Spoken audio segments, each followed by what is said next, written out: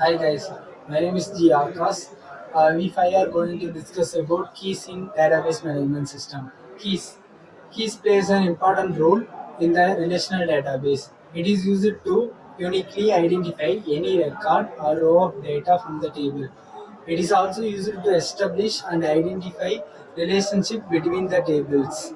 There are six types of keys: primary key, candidate key, super key, foreign key, attribute key, composite key. Uh, Primary key. It is first key used to identify one and only one instance of an entity uniquely. An entity can contain multiple keys as we saw in the person table. The key which is most suitable from those lists becomes a primary key. So now I am going to talk about composite key and foreign key. Composite key. Sometimes a table might not have a single column or attribute that uniquely identifies all the records of a table. To uniquely identify rows of a table, a combination of two or more columns or attributes are used.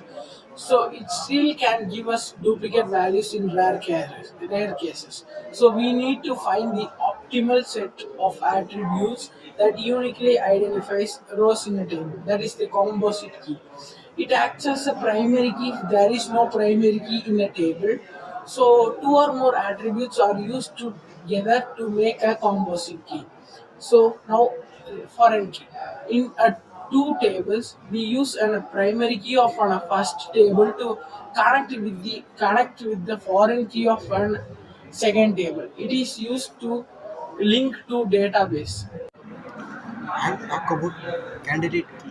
Candidate key is minimal set of attributes uniquely identified known as candidate key.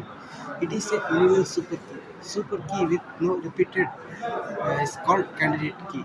Minimal set of attributes uniquely identify a record. It must contain unique values, null values. Its table must have at least a single candidate key and multiple candidate keys, but only one primary key. Value of candidate key is unique. One candidate key in a relationship. The topic that I'm going to discuss on about today are super keys and alternate keys. These two keys are similar to each other, but they differ only by simple key. So first I'm discuss on about it. First we shall see about super keys. Super keys are unique keys that are used to uniquely identify an attribute in a table. Super keys are similar to primary keys, but where we can choose many number of n number of unique keys that are available. But the only condition is in this super key there no must be no repeating values. So next we shall see about the alternate keys. Alternate keys, as we can see, they are super keys but without the primary key. The only thing that differs from super keys and alternate keys are primary key. In super keys, we can have primary key also as super key, but in alternate keys, we shall not have primary key as an alternate key. Thank you. Today, I am going to speak about the artificial key. The key created using arbitrarily assigned data are known as artificial keys. These keys are created when a primary key is large and complex and has no relationship with many other relations. The data values of the artificial keys are usually numbered in a serial order.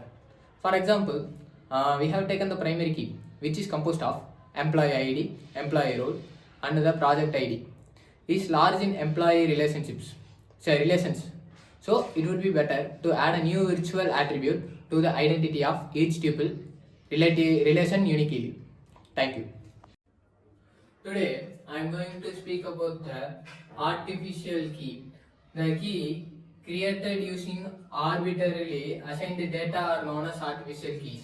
These keys are created when a primary key is large and complex and has no relationship with many other relations.